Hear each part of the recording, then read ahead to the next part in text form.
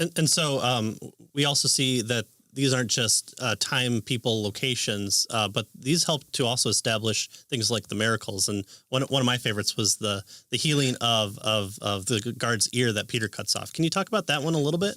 Yeah, absolutely. So John tells us his name was Malchus, and we find that Peter draws his sword, cuts off his ear, and then in Luke, it mentions that Jesus healed it. Luke is the only gospel that mentions that Jesus healed it. And then you go to John and you have this dialogue between Jesus and Pontius Pilate. There are multiple undesigned coincidences confirming that dialogue, which is really interesting because people will say, oh, they must have been alone. And actually, it doesn't say that they were alone. It just says the leaders did not come in for fear of ceremonial defilement. It doesn't say they were completely alone.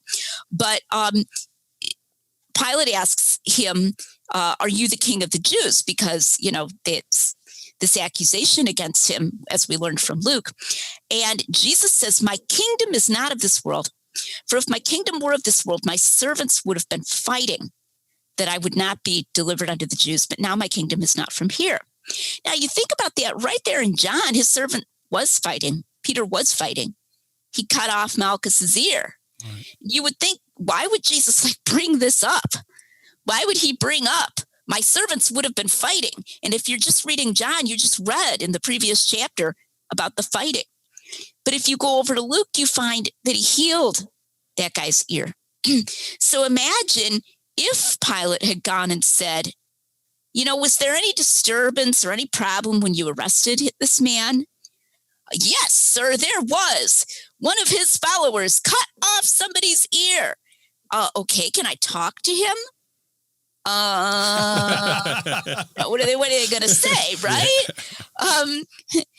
His ear looks fine to me, Pilate is thinking, right? So they're obviously not going to bring that up. So Jesus knows that he has shown his peaceful intention.